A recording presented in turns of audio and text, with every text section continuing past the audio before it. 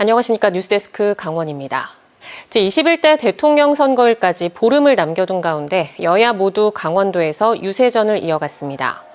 더불어민주당은 오늘 박찬대 상임총괄 선대위원장과 허영 국회의원, 김도균 강원도당 위원장, 한창민 사회민주당 국회의원이 홍천과 양양 전통시장을 거쳐 강릉 주문진 수산시장을 찾아 상인들과 관광객들을 상대로 이재명 후보 지지 유세를 펼쳤습니다.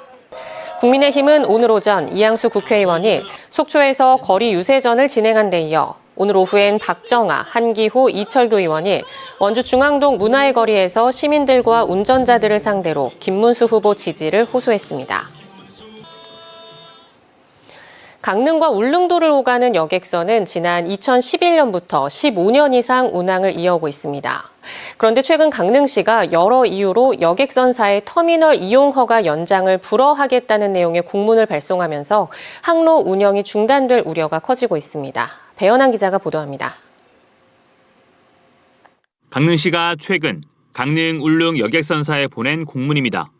강릉항 여객 터미널의 안전 문제가 10년 전인 2015년 해수부 감사에 지적됐고 강릉해양경찰서 출범에 따른 어항 관리와 운영 여건이 변화해 터미널 사용 허가를 연장해주지 않겠다는 내용이 담겼습니다.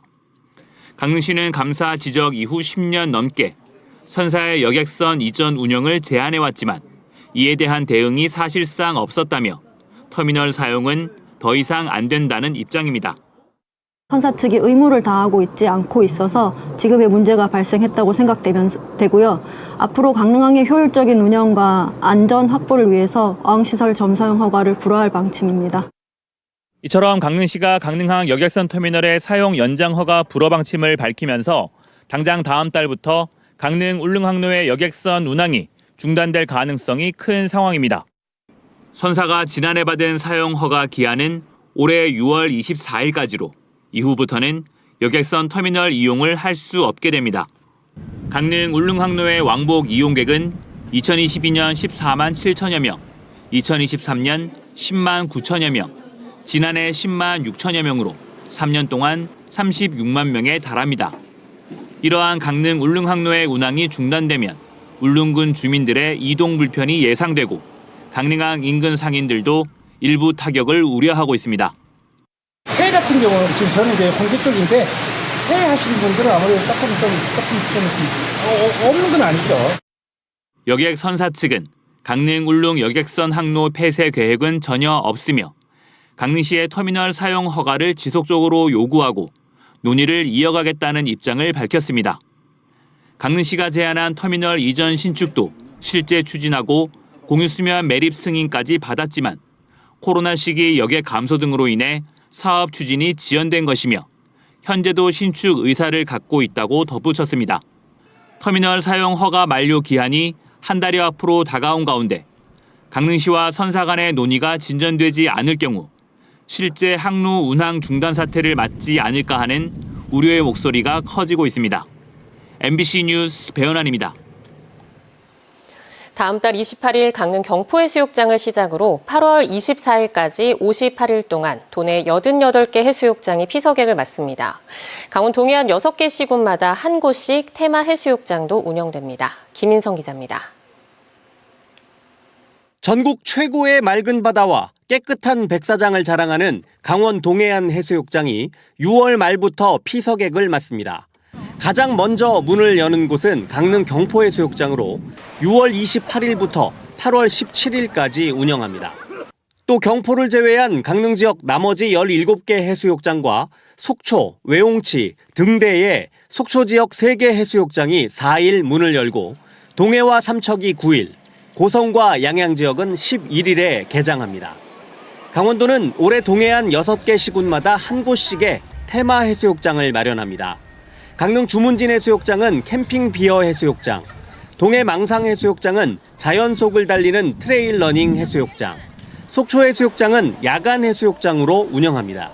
또 삼척 해수욕장은 어린이 친화 해수욕장, 고성 반비치 해수욕장은 반려동물과 함께하는 해수욕장, 양양 낙산 해수욕장은 다양한 마켓과 부스가 마련되는 웰컴 마켓 해수욕장이 마련됩니다. 강원도는 예산도 늘리고 홍보도 강화해 테마해수욕장 활성화에도 주력합니다. 해양레저관광진흥법이 금년 1월 달에 시작이 되면서 저희는 동해안 6개 시군에 테마해수욕장을 새롭게 운영할 계획입니다.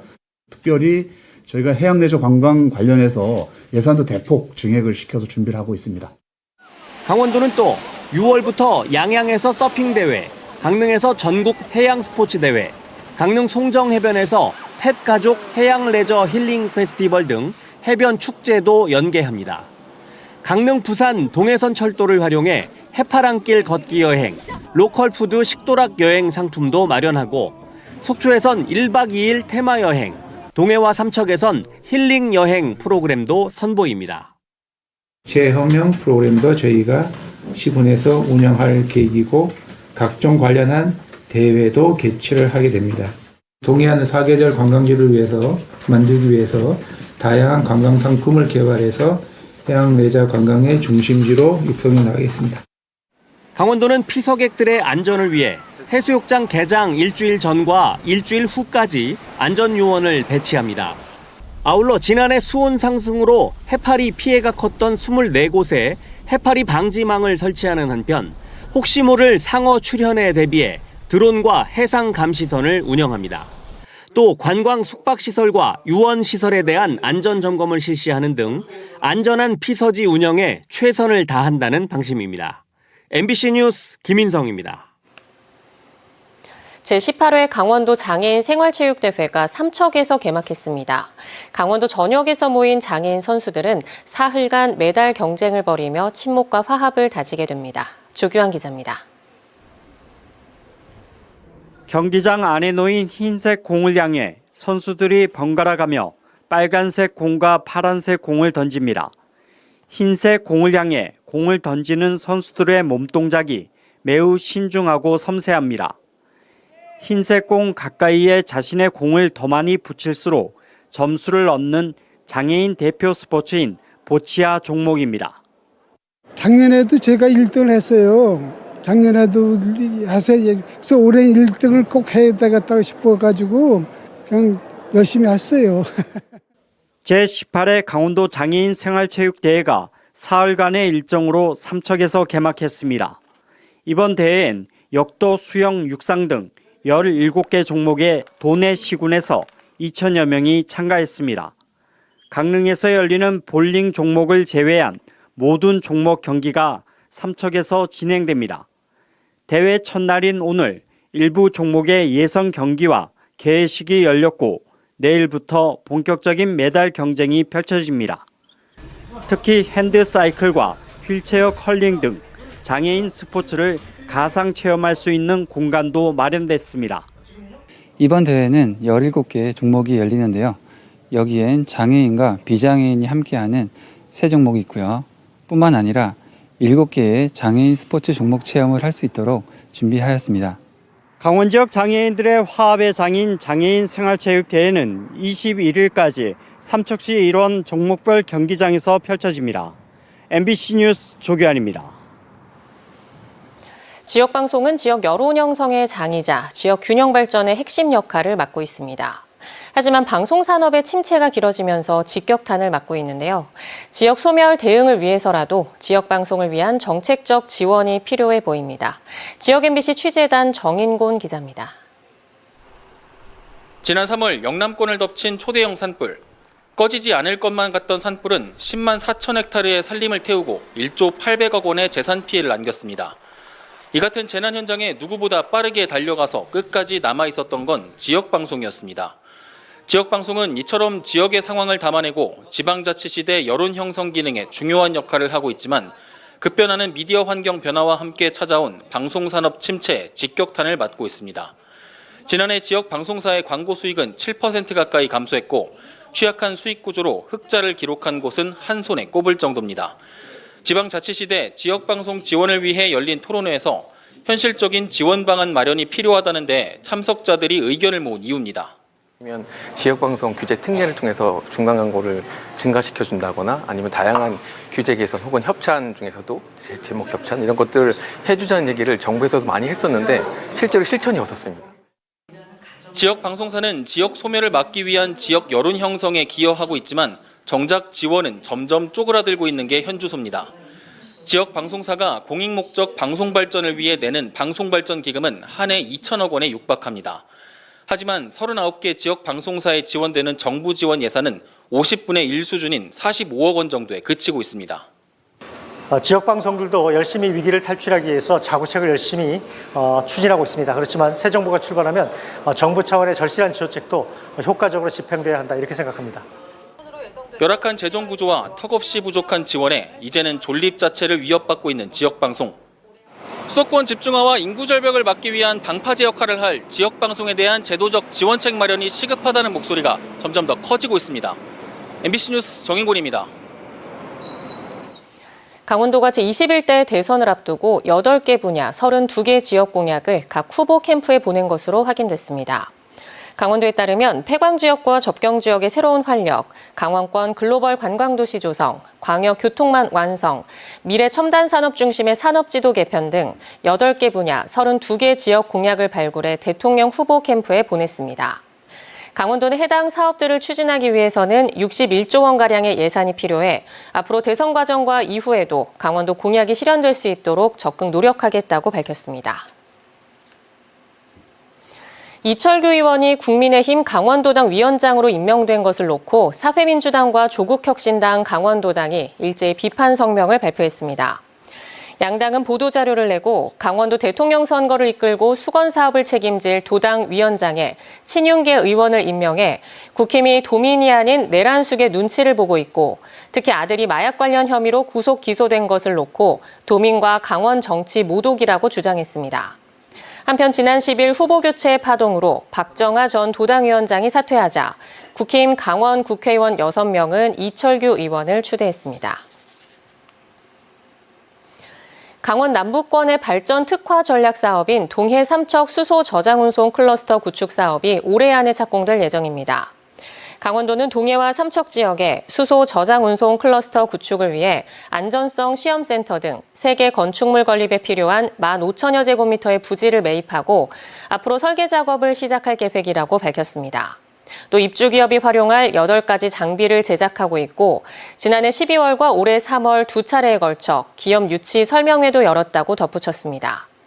2028년까지 모두 3,177억 원이 투입되는 수소 저장 운송 클러스터는 동해시의 산업진흥센터와 실증시설 등을, 삼척시에는 수소 액화 플랜트를 갖추게 됩니다.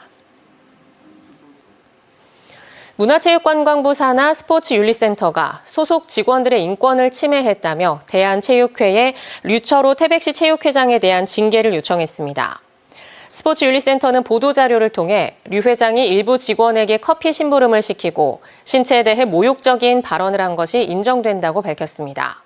또 자녀 결혼식에서 직원이 답례품을 나눠주도록 하고 사진을 찍게 하는 등 사적 업무를 지시했다고 덧붙였습니다.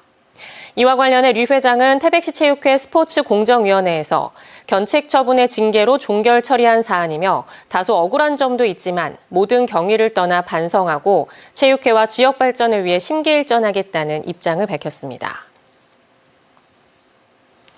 강원도 교육청이 오는 22일과 23일 강릉 씨마크 호텔에서 제102회 전국 시도교육감 협의회 총회를 엽니다.